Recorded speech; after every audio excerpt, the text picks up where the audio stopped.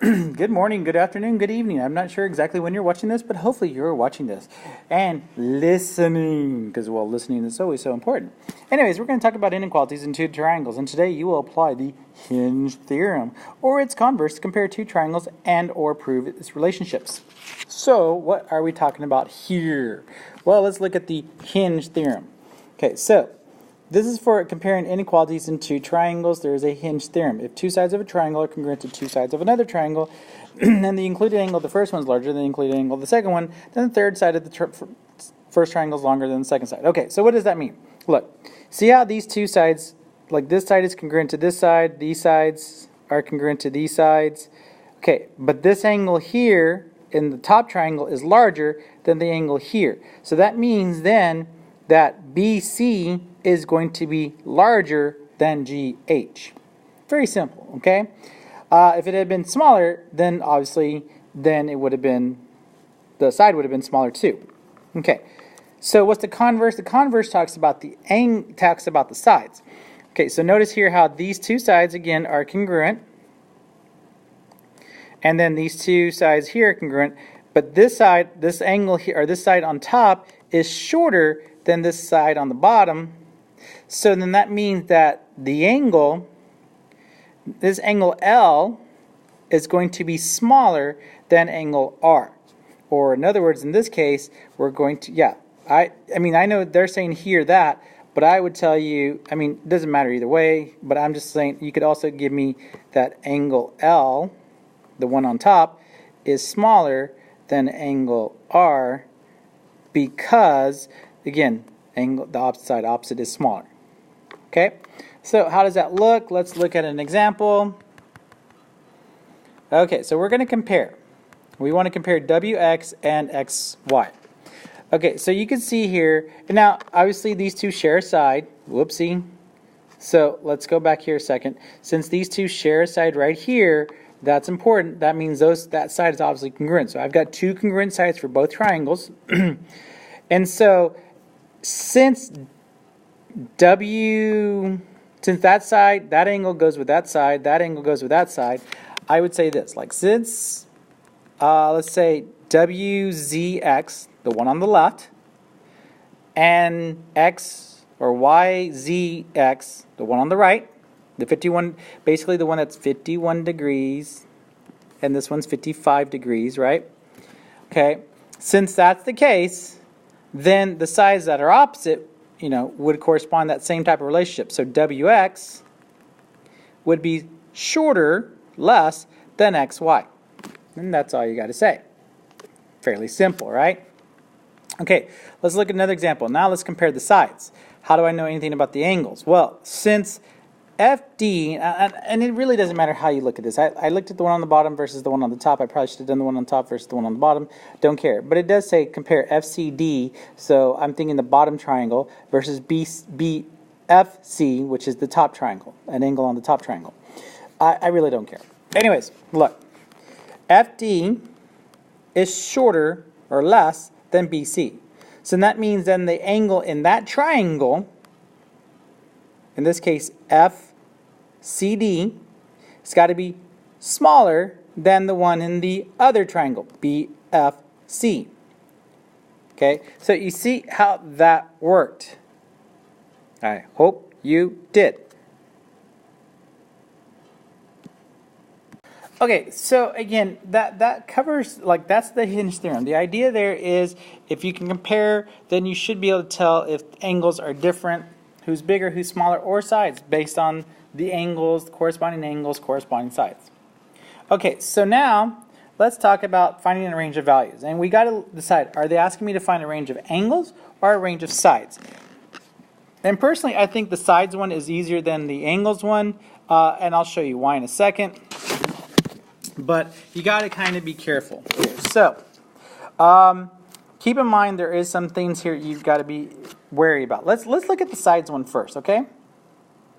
Okay, so on the sides one, we're kind of restricted. So they're going to say here, find the value of x. So we're going to find this value of x. Now, if you notice, this angle is less than this angle.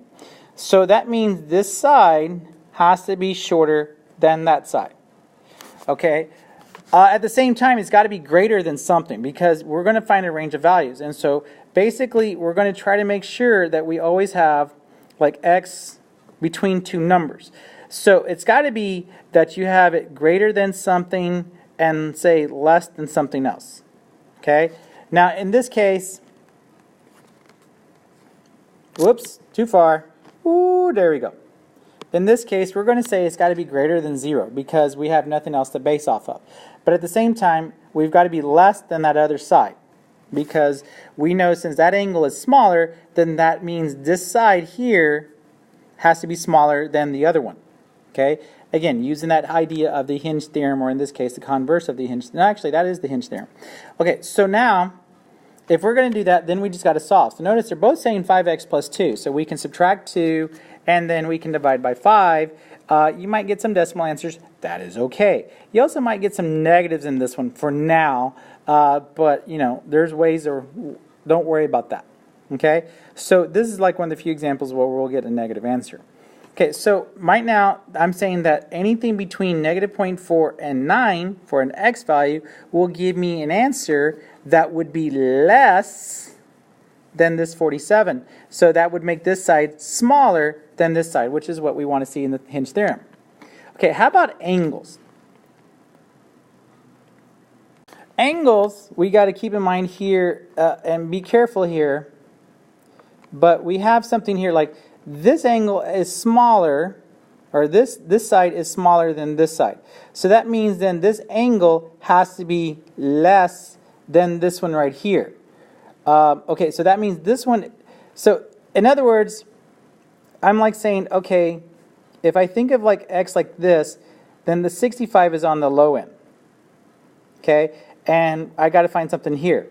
Now, if I knew the other side was smaller, then I would go the other way and say like 0 with an x, and then I would put the angle here. So just kind of be careful as to what we're saying is the smallest or largest here, and that should help you. Okay, so now because of that, I need to set this equal to 6x plus 15. It's got to be greater than the 65 because, again, that angle there at, say, I can't even read the letters here, EHJ has to be greater than the 65 because its side is greater than the 9. 11 is greater than the 9. So what could it be less than? It has to be less than. Well, the largest any triangle can be is 180 degrees, any angle. So we're going to say it's got to be less than 180. And then I would go about solving. Subtract, and yes, you're going to get some decimal answers. And I'm going to put a mixed number for a second, but I'll change it to a decimal. You can change it to a decimal. That's fine. I don't mind. But notice here, all I'm doing is subtracting and then dividing. So it's very simple, two-step equation stuff. It shouldn't be that difficult. And there you go. That's all you got to do. Is there an example where it could be different? Well, let's see. Last example. So here's another one. So notice I have an equation. Always figure out, okay, I've got an equation. This one's dealing with angles. Okay, so I have to worry about is it between 0 and 180 or you know, whatever. Okay, so notice this side is shorter than this side. Okay, so that means since this is the largest side, this is the largest that angle can be. So, like, I'm always going to say 2x minus 7 greater than 2x minus 7 less than. And you got to decide where does that 41 go. If the 41 is the largest, is with the larger side, then the 41 goes here. Okay, as compared to over here, notice that the 65 is at the greater than, it's not here, but that's because this was the shorter side. This was the longer side. The x is on the longer side. Okay, so here the x is on the shorter side. If the x is on the shorter side, set that equal to 0 and set the other one equal to that angle. If it's on the longer side, then we'd reverse that. And I'll give you a little chart on that maybe later. Okay, so how do I solve this? I add 7 to both sides. 2x is greater than 7, divide by 2. You get x greater than 7 halves, or 3.5, I don't care. Okay, add 7 here. You get 48. divide by 2, so x has to be less than 24. Okay, so that means then my answer is 7/2 and 24. So x has to be somewhere between those two. Okay, and that would give me an angle that is less than 41 degrees, but obviously would be able to be that other triangle. Okay, and that's really about it, guys. We'll discuss this more, and I'll try to go a little bit more in depth with this with y'all next, and then we'll kind of go from there. All right, anyways, that's it for today. Thank you so much for your time. Y'all take care.